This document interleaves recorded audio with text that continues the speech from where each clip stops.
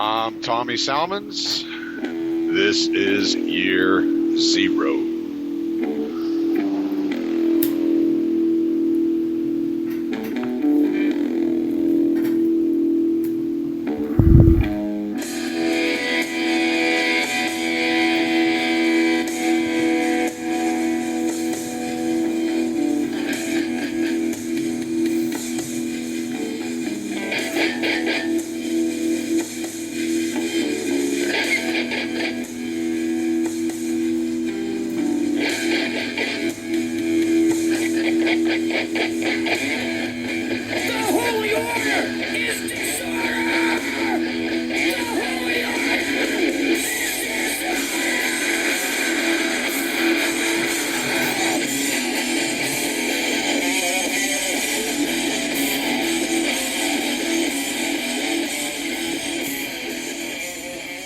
Bomb, bomb, bomb, bomb, bomb, Iran.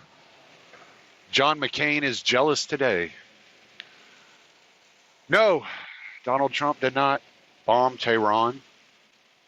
But last night around 9 o'clock, I read an AP story that verified that Soleimani, I think it's Qasem Soleimani, the general of the Quds force in Iran, the Iranian special forces, the forces that Donald Trump had declared a terrorist organization, which was the first time in history that I know of that anybody declared a legitimate nation's military a terrorist organization, even though no military in the world is following a policy more terroristic than the United States military. And unfortunately, I find myself in a position where I am walking a tightrope between despising the policy and sympathizing with the military men and women. And it makes it very hard when I know these military men and women are obeying terroristic style policies. So, from a more measured perspective than my last podcast, because I got a little heated, I was a little irritated by the way people are constantly appealing to authority and just rejecting the ideas of autonomy or liberty in favor of authority. And it's this disease that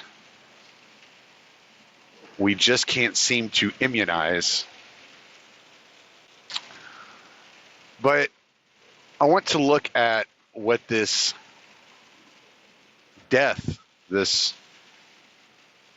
bombing, this droning of Soleimani at the Baghdad airport actually means.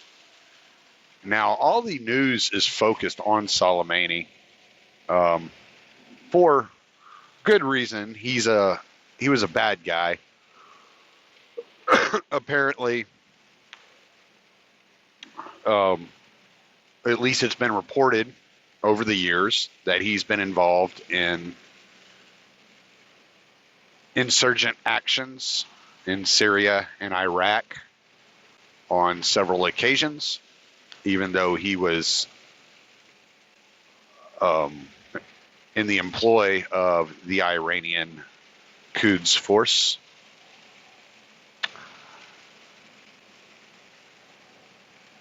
He's credited with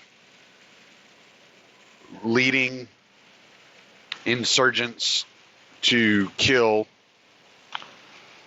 over 100 American soldiers. And again, I ask, what do you expect? If Saudi Arabia or Russia were militarily occupying the United States or portions of the United States, Texas, Oklahoma, Louisiana,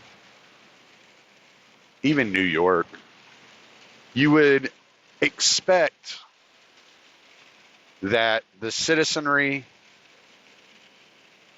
for militias to fight the occupying force. You would not expect them to sit back and allow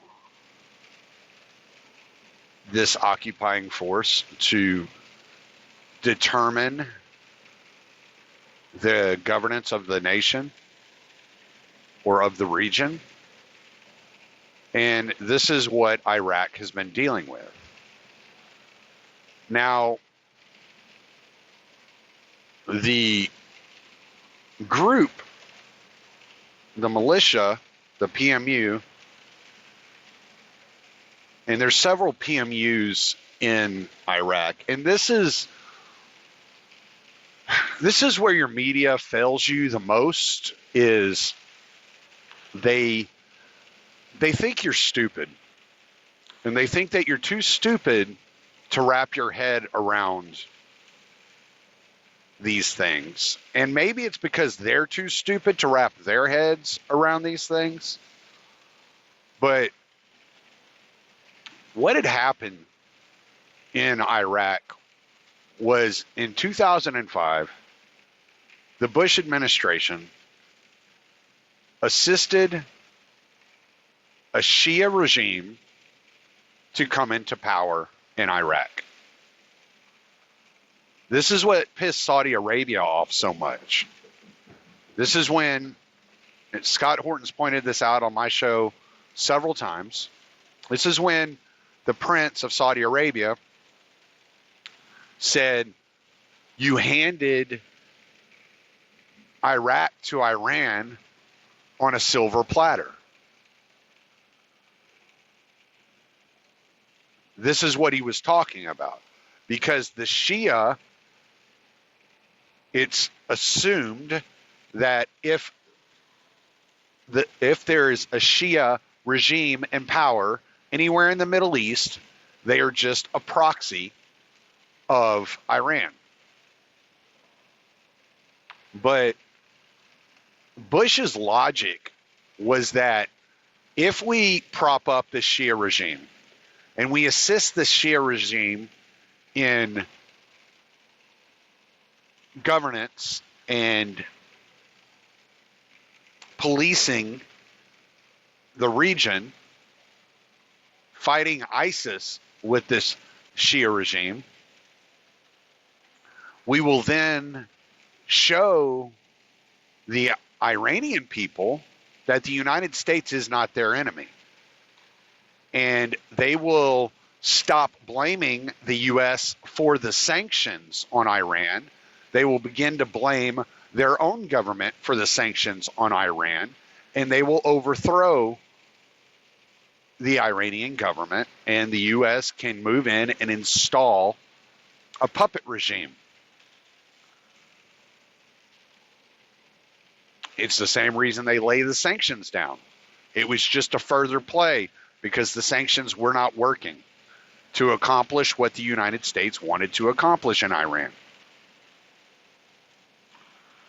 Anyway, since 2005, the United States has had military fighting alongside the Shia, and all these militias that make up the Iraqi military, these PMUs that make up the Iraqi military, and these are legitimate forces within the country of Iraq.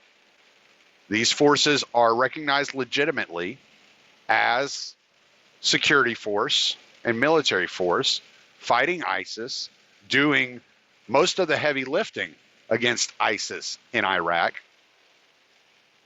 And the United States was fighting alongside them, funding them, and arming them. Then there was an incident a few weeks back in which some American contractors were killed. The United States was pointing the finger at some of these militia groups. One in particular, it's like Kubai Hezbollah or something like that. I'm not familiar with how to pronounce it. Anyway, so they were pointing the finger at them, saying, well, this was their doing. And the Iraqi government said, no, it wasn't them. They had nothing to do with this. And the United States military and the United States government requested permission to take action against this PMU, this militia. The Iraqi government refused. They said, no, you're not going to do that. These are our best fighters. They have been the most loyal to defeating ISIS and in all terrorist groups in Iraq, and they are a legitimate fighting force for the country of Iraq. We're not going to give you the green light. Well, the United States went through with bombing their bases anyway. Like one or I think it was two bases. It might have just been one, but I thought it was two. And went through with bombing this militia's base anyway, killing 25 of its fighters. So this is what kicked off the protests at the embassy. The Iraqi government and these militias formed protests to show up at the embassy and protest the United States bombing these military facilities.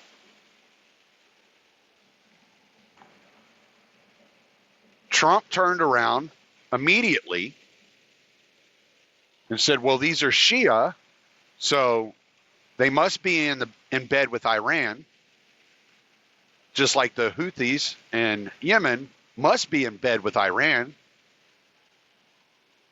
And he began to level threats at Iran.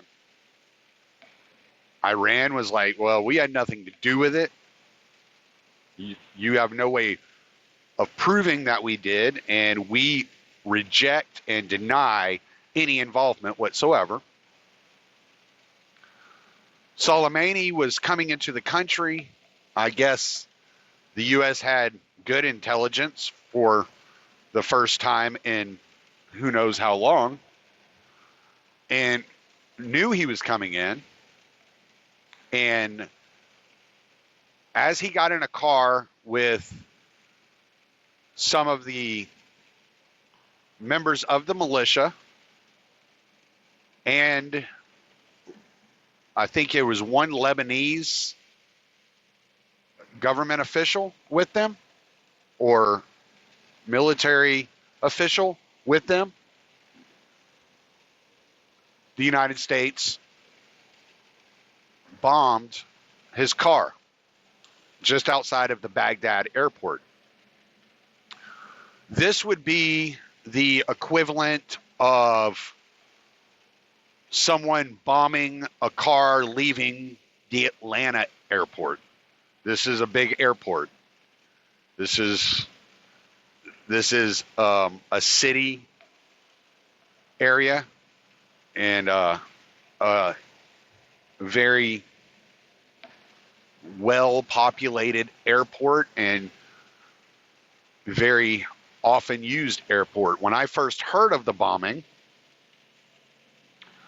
I was concerned with citizen casualties because it had sounded like they had actually bombed the airport itself, but they had waited for the car to leave, and they had dropped ammunition on the vehicle. There were body parts laying around to be identified, all that such stuff.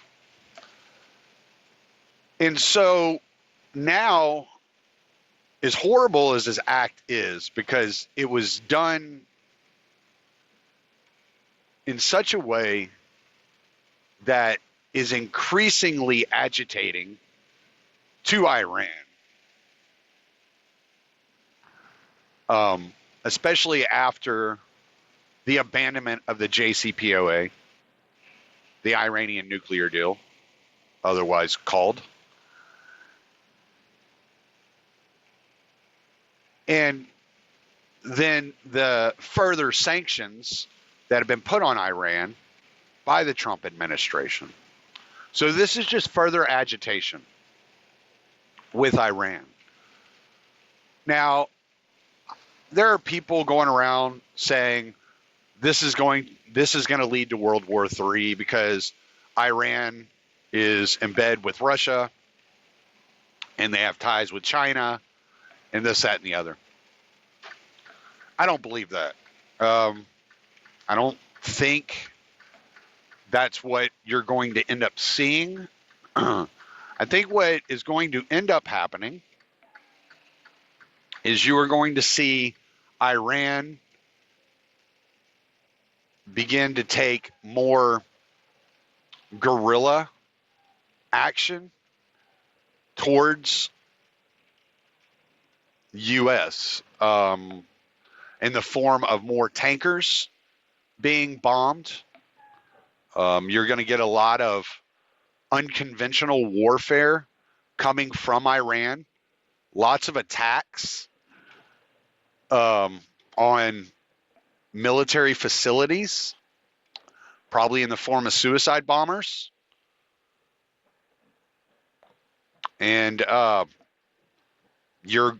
but I don't think, number one, I don't think you're going to see large military action and invasion of Iran.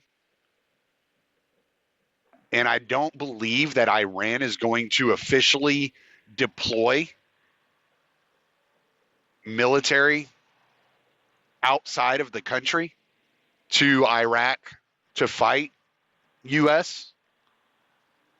I think that Iran is going to continue with small-scale attacks that work symbolically in order to bolster the confidence within Iran. And the U.S. is going to further ensnare itself into the Middle East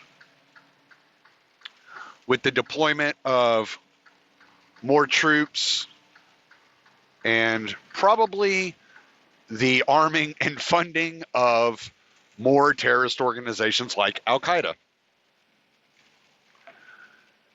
in order to fight these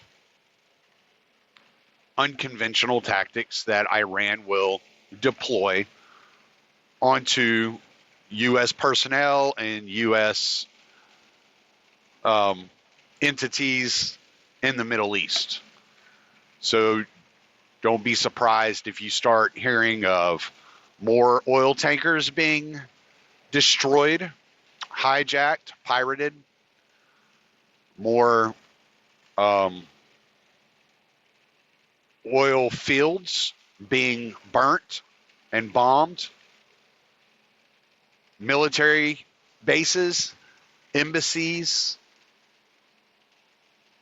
and more of those types of actions. The idea that is floating around that this embassy protest in Iraq was similar to Benghazi is completely bogus. It wasn't near as violent. It wasn't near as dangerous. They were, I think it was more symbolic. It was more to give those opposing the U.S. occupation of Iraq. It was there to serve as propaganda to increase their the levels of recruitment. I don't know, given the way that the situation played out, I don't know how much actual material they have that's usable for those purposes, but I don't believe, I think calling it Benghazi is way overblown. And I think whether you're a conservative or a Democrat or a liberal, whatever, progressive, and you want to compare the protests at the embassy in Iraq to those in Benghazi, I think you're overblowing the situation in Iraq at the embassy and what actually occurred. It just didn't rise to the same levels. And I think it had much less to do with Trump deploying military to the embassy to aid and relieve those that were holding security there. I think it had much more to do with the purpose of the protest.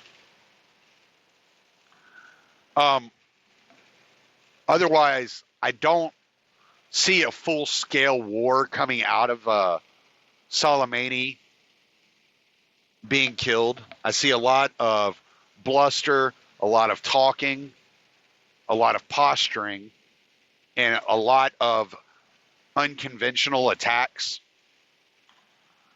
that's going to kill contractors, military men and women, and all because anything that any Shia organization or militia is involved in is automatically attributed to Iran, which I think is ridiculous. When those black Hebrew Israelites shot up the streets in New Jersey, was it Jersey City, I think it was? Nobody blamed Israel. Like just because you have, this belief system within you doesn't mean that you're representing some bigger entity that holds the exact same belief system.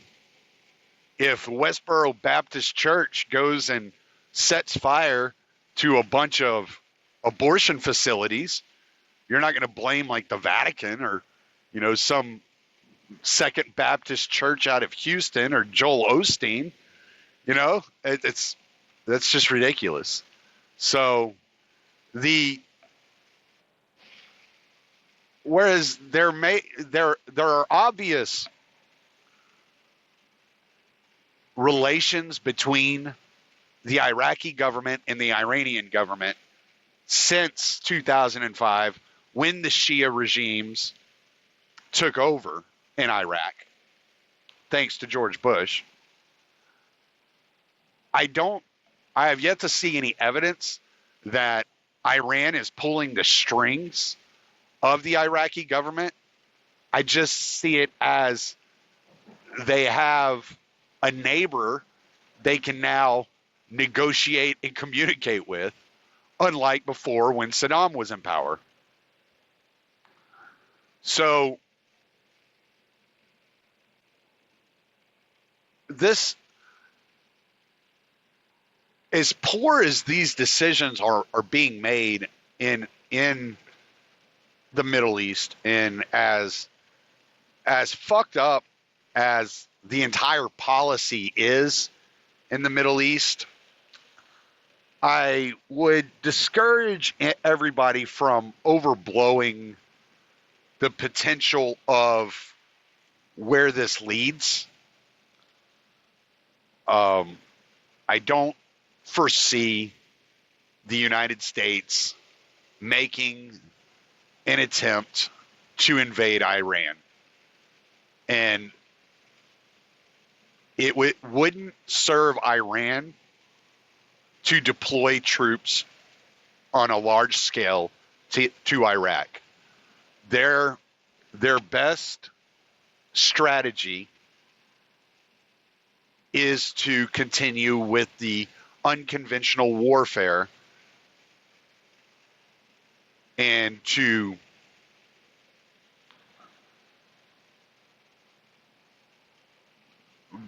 have like plausible deniability. To be able to say, oh, well, you know, I'm not sad it happened to you, but we didn't do it. We didn't have anything to do with that. I didn't deploy these guys. I didn't give that order. And I'm curious as to the type of person that we see rise up in Iran in place of Soleimani.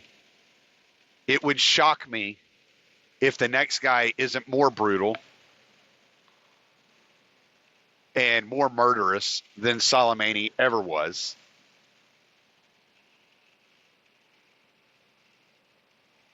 So that's kind of where my mind is on this whole situation. I think there's reason to be upset that this happened, but I do not think there is reason to overreact and pretend like this is the end of the world and the beginning of a third world war.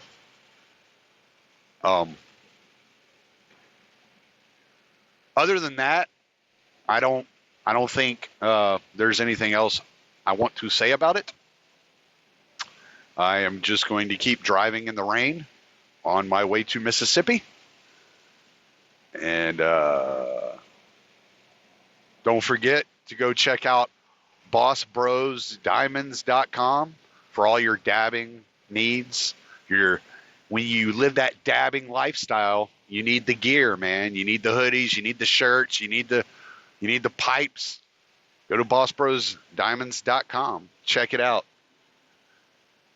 And check out the libertarianinstitute.org. There's still a lot going on there. There's still a fundraiser happening. There's been the offer to match up to $20,000 in donations. That expires next Tuesday. And antiwar.com. That's where I get all my foreign policy news from, antiwar.com. Jason Ditz is awesome. That's the guy to read right there. So, nothing from nothing. That's all I got. And I will talk to y'all later. I'm Tommy Salmons. Late.